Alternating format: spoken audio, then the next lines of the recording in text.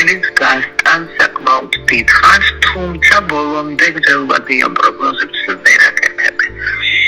ძალიან უჭირთ, იმიტომ რომ ესე ვთქვათ, ცივი ფრონტი, ცივი ჰაერის მაინც არის საკმაოდ მძლავრი, ამიტომ მაღალი წნევა ნარჩუნდება, მაგრამ ვარაუდია, რომ ზუსტად აგვისტო, სექტემბრის ელნინიაც იმოქმედებს უკვე, ანუ ძალიან ციფრული ტალღები შეიძლება განვითარდეს და ასე შემდეგ. ანუ საკმაოდ არაპროგნოზირებადი, მანდამაინც ახარბიელო ტემპერატურები არ არის ნავარაუდები.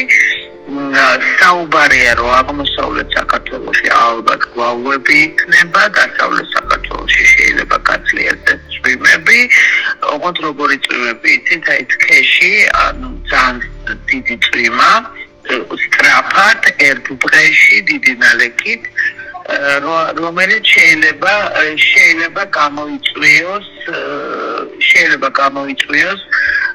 ღვარცობული, სელური და სხვადასხვა ტიპის ღვარცობული მოვლენები, დატბორვები და ასე შემდეგ. რაც ვარაუდობთ, რომ შეიძლება გააქტიურდეს საქართველოში საკმაოდ მძლავრად.